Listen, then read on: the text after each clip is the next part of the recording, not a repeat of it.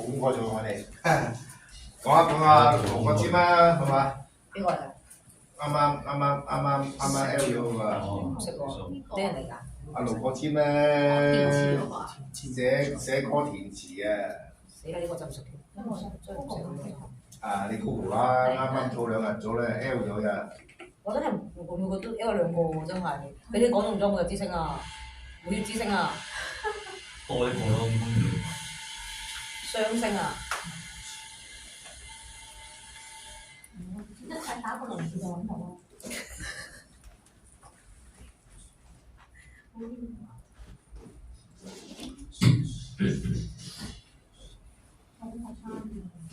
仲好後生啊！ 70幾㗎啦，得個唔生㗎啦。咩啊？嗰個阿李兆基交叉嗰個幾啊嘛90幾嗰啲啊！我啲行都話聯名好運㗎喎啲人。如果李兆基同佢比嘅，李兆基就即係點講啊？就個命價高好多啊！呢啲，但係佢咧講人生嚟講係人死留名嘅，咁佢啲歌起碼呢唱多100年到都仲有人唱嘅，我諗。有咩歌啊？死咗啦！有咩歌係出名㗎？我想問。盧國沾寫詞嘅80年代，即係仲我小李有小李飛刀，我識。當變幻時大地我小李飛刀我淨係識嗰個邊個啊？滾光喎啫喎。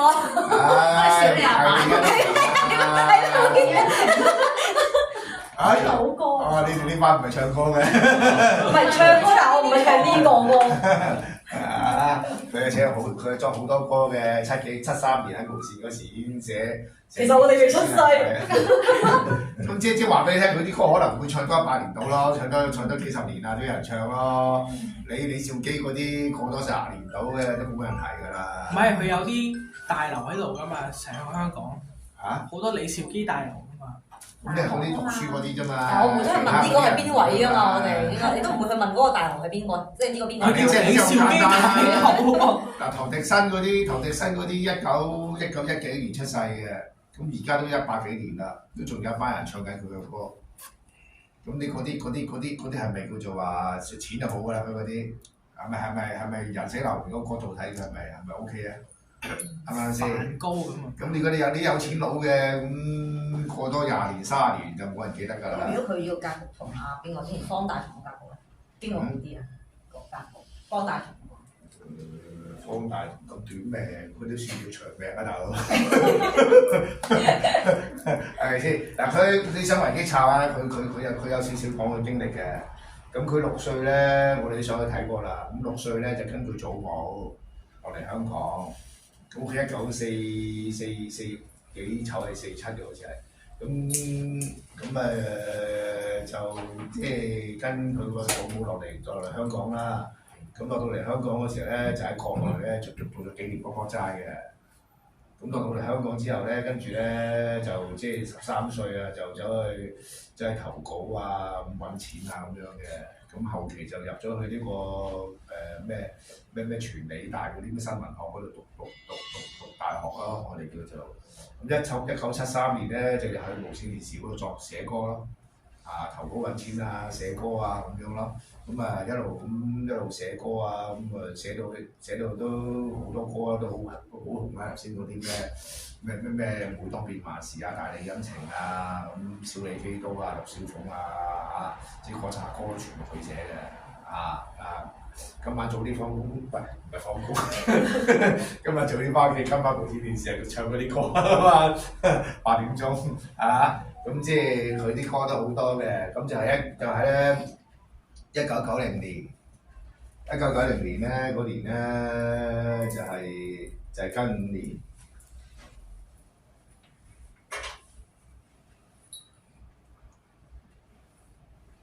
咁咧就係呢個甲子大運嘅，即係呢度嘅人生嘅轉捩點就喺呢啲位度啦。咁就因為疲勞過度。疲勞運嗰度咧就暈咗中風4日，今次醒翻之後咧就半身唔喐得啦，咁啊跟住焗住退出江湖，咁打後咧，呢20年咧就冇歌寫啊，冇嘢搞咯。咁啊早幾年就咪即係捉啲老人家出嚟啊，頒呢個獎俾佢，頒嗰個獎俾佢咁嗰隻啊嘛。咁啊早幾年就頒埋啲獎俾佢咯，我哋叫做。咁啊到咗一轉到呢個辛酉大運咧，今年遇自然咧，咁啊話佢瞓瞓下覺死咗，即係起碼都要就話即係有個好死啊，瞓瞓下覺死咗，係咪先？啊咁多神出醜味係咪先？咁多華蓋，可能都念下佛經啊，修身養性啊，咁啊即係咩咯？咁於是咧，你唯一一樣嘢咧，你就要啦，究竟人生佢喺上半生喺90年之前係行運啦，定係人生中咗風之後唔使做叫做行運咧？嗱，你要諗呢個問題啊！依家喺度，呢個八字你要思考呢個問題啊！啊！即係呢個金死咗唔使講啦，一定係地金噶啦。應該冇人使用功㗎啦，係嘛？咁如果即係話咧，人生咧行啲木火土啊，係好運嘅時候啊，好運嘅時候，如果行啲水啊金係唔好運嘅，呢個八字擺明記金記得好緊要啦。誒喺呢個運走噶嘛，佢仲要喺個大運嗰度自有丑喎，啊根金劈月木喎。咁嗰度走喎。咁如果你認為佢人生嘅咁行呢啲運好運嘅上半身好運嘅，下半身叫做唔好運嘅，咁呢個八字，咁你覺得佢個時辰係咩時辰咧？你覺得啊？嗱，佢又冇講佢父母嘅維基，個維基嗰度好短嘅啫，就話佢6歲跟個祖母。問題喺度啊！祖母落嚟香港，即係一定係離開父母啦，或者個父母嚟咗香港，異性係咪先？係嘛？即係跟住個祖母，即係話唔係跟父母啦，跟個祖母啦。咁啊，即係話父母無緣啦呢樣嘢，係咪先？你10幾歲投稿，讀咗幾年卜卜齋就投稿，咁啊，即係話俾你聽，屋企唔會富有啦，屋企唔會富有啦。係讀大學就識咗佢個老婆，佢老婆係個師妹嚟嘅，即係大家都係嗰啲唔知咩傳理系啊定唔知咩系啊啲咁嘅師妹叫佢，咁啊生咗一個女嘅啫，就喺呢個運嗰度寫咗3000首歌3000首，係啊，收錢係啊，好多歌都係佢寫㗎。好多歌，即係我哋80年代聽啲歌差唔多係佢㗎啦，成日都六個尖㗎啦，唔係黃尖就六個尖㗎啦，雙尖㗎啦，係咪先？呢啲咁所以咪變咗嚟講，如果你覺得佢前邊啲扎好運嘅，啲扎就唔好運嘅，咁呢個八字好大機會點啊？丁未時好大機會，我哋叫做呢啲。我哋時候12對時辰擺落去睇一睇啊！如果子時嘅，丁人庚子居咪庚子咯，係咪？有庚子時嘅，咁陽刃歸時啦，陽刃歸時係父死他鄉啦，即係呢個就係父母無緣啦。咁子辰會水壬辰灰光啊嘛，入木啊嘛，一根透出嘅，咁呢個八字有機會就有足轉強嘅喎。有機會㗎咯喎，弱中轉強喎。咁呢個中轉強嘅時候，咁殺人傷身㗎咯喎。殺人傷身，你用財之殺啦，你用財之殺行運啦，定係用印化殺咧？咁你要諗呢個問題啦，係咪先？諗呢個問題啦。呢個阿媽，呢個阿媽嚟㗎嘛，偏印啊嘛，阿媽嚟㗎嘛。咁個老豆唔見咗啊嘛，咪冇名符咁咯。呢個八字有啲機會喎，呢個八字係咪先？咁如果呢個八字如果當佢身強嘅，呢個解得通啦。如果當佢身弱嘅，咁呢個八字係解唔通啦。如果身弱嘅呢啲行衰運啊嘛，呢啲行好運啊嘛，啱唔啱先？壬辰灰光自旺啊嘛，咁你透出無忌啊嘛，呢啲係嘛？咁問題就係話，咁有才華，殺人傷身，同埋以殺為用嘅，咁理論上應該佢官殺運集係從時從冇㗎啦，理論上又好似有啲拗撬，唔啱有啲拗撬咯。就你喺啲運就冇拗撬嘅，喺六親都冇拗撬嘅，因為你冇名父暗啊嘛，是偷生啊嘛，穿印啊嘛，唔跟父母啊嘛，攞債啊嘛，咁呢度 O K 嘅呢度。咁尤其是咧最 O K 咧就係話咧，頭先講過啦。咁你生子辰月子係陽人嚟噶嘛？你流年甲午嘅呢粒飛人嚟噶嘛？係咪先？咁你係甲子大運子午衝，流年大運相衝嘅時候，你跟金劈甲木，咁甲木係風嚟噶嘛？咁咪中風咯。咁你甲木為頭啊嘛，跟金劈甲木為頭為甲木係風嘅，咪中風冇大機會咯，冇大機會咯。所以子時係有機會嘅子時。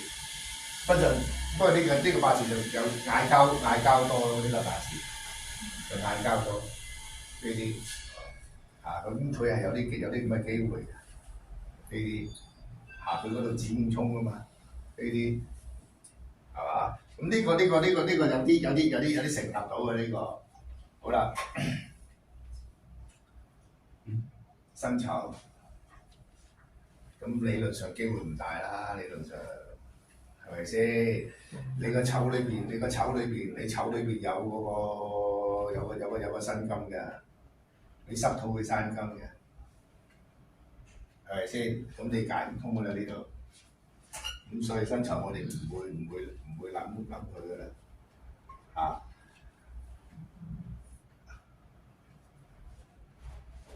壬寅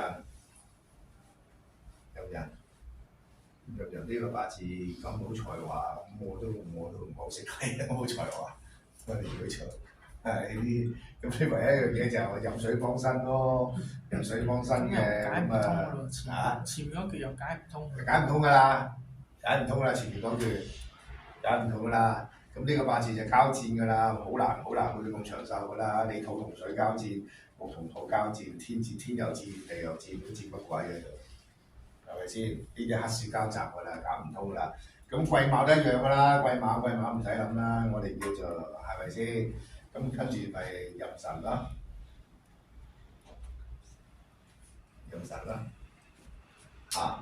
咁如果壬辰嘅，如果你話壬辰嘅，咁呢個八字甲己一合嘅，甲己一合辰月辰時化土嘅，咁呢個八字有機會重㗎啦喎。有機會重㗎啦呢個。但係自旺都有機會重嘅。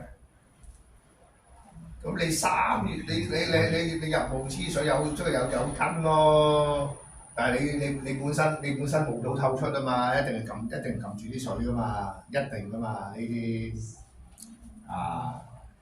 如果你木土唔透出嘅，咁你冇個土制住啲水嘅，咁你可能就真係我哋叫做話，真係神係水庫度，真係個水庫度咯。即係因為就算水庫都好啦，將佢好多土趌出嚟嚼你咧，都有機會重下嘅。咁係，佢韞住你啊嘛，即係你去城門水塘下嗰圈就你感受到㗎啦，嗰啲水池喺啲水喺嗰度俾個山圍住咗，出唔到嚟㗎。但係人馬破格㗎喎。係啊，人馬破格，係啊。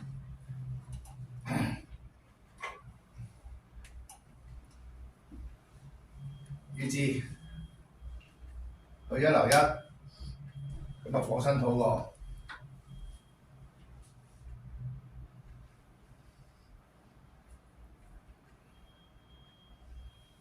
好難睇啊！呢啲八字啊真係，真係好難睇啊！呢啲，即係你冇辦法解得通嘅。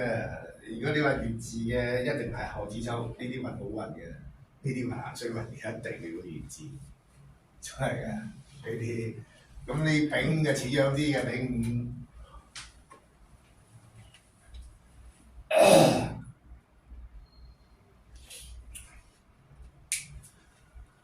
火生土旺，生條官煞，你自己壬辰呢個水辰為水庫即係你亦重又唔係，唔重又唔係咁嗰隻呢啲。當你火種氣勢已成嘅時候，你局限嘅啫你只要行，你唔可以再行金水運嘅呢啲八字咁就睇唔到嗰啲咩貴氣嘅，就睇唔到嗰啲即係才華。呢個就係甲蟲嗰類啦。假蟲嗰啲啦，就睇唔到才華嗰度喺邊度走出嚟咯，睇唔到啦。我哋要呢啲嗱，反而丁味咧就似樣啦，丁味真係有啲似樣嘅丁味。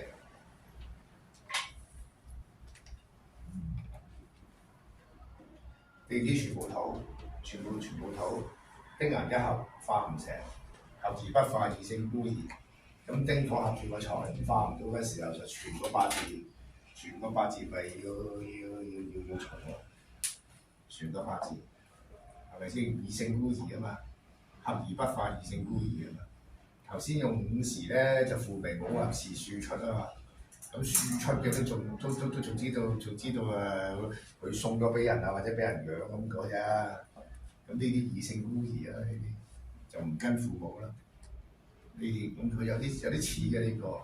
真係人馬未有。咁你嗰個氣象已成嘅丁卯丙人係木火嚟㗎嘛，火生土旺行越臭嗰時最容易啊嘛，越臭做嘢做到忙到癲咗咁，隻跟住咪中風咯。我哋叫做捱甲子。咁壬水見子為陽人啊嘛，你唔會明你丁壬一合啊，合住個財，你本身個壬水都冇埋嘅，你突然間有子水幫身嘅，佢又唔肯重㗎啦，唔肯化㗎啦，一唔化佢咪變字一變字，古人就論咧，你重開突然間變字唔重，咁咪有災有禍咯，有災有禍啊咁嘅意思咯話，咁所以變咗嚟講就有咁嘅機會咯。但係咁樣人馬嗰度都冇事啊。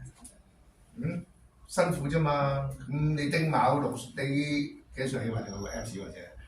哇！即係走入先。9歲啊，咁啊未到9歲嘅，Apps 多1歲嘅，即係8歲啦。咁即係話佢6歲跟個阿婆落嚟香港嘅，祖母落嚟香港嘅，落嚟香港2年行兵馬大運，咁咪靠自己啊，咁辛苦咯，咁跟住73年即係10幾歲入無線啦，丙人都要入無線啦，才華但係我想問咧，人馬嗰度唔計破格嘅，如果咁樣計重，佢理論上咧就應該係交戰嘅土同木，但係你丙丁透出咗啊嘛，丁人化木啊嘛，你當木體咪當佢從呢個木一統咪當佢從財有乜都好咯，我哋見。即係當咗佢係丁人合化木。係啊，所以頭先嚟講嘅，我哋會覺得個子時有啲咁嘅都啱學你嘅子時都。呢個丁人化木咧，合而不化，異性孤兒咧，咁佢個牌面又好鬼似嘅。咁頭先丙丁未啊，都有機會喺跟甲子中風嘅，都有機會嘅。呢啲咁如果你話呢個新時咧冇新咧，唔使諗啦，係咪先？行呢個丙人就使乜衝去龍神已經散晒啦。應該就唔會紅。係先？所以你辛酉啊，呢啲時辰就唔使諗噶啦，辛酉呢啲時辰，你己酉大條數極馬有衝噶啦。咩？己酉？咁你辰酉會金啊？呢個八字一定金水為用㗎啦，呢啲。咁啊唔會死。定因為咁呢啲運就唔會死㗎啦，呢啲運係先。咁跟術咯，一係你跟術咯。但係跟術嘅佢又冇離婚又冇成，都係用金嘅，佢又冇離婚。跟出嘅話，佢都係用金化晒。係啊，咁所以所以跟術都唔係咁理想，我哋呢啲辛亥更加唔會啦，辛亥日祿歸時金水為用啦。呢啲，所以你就要諗下呢啲係咪好運咯？如果呢啲係唔好運嘅，佢一定唔會辛亥啦。但係如果佢當係重唔到咁計，其實咧庚子係可行。庚子就合理啲咯。如果庚子同丁未就最合理嘅，即係庚庚子啊、丙午啊、丁未啊，就似乎就啱嗰啲數比較啱啲咯，即係佢好明顯係即係父根父母啊嘛金子好似金似啊金子會似嘅。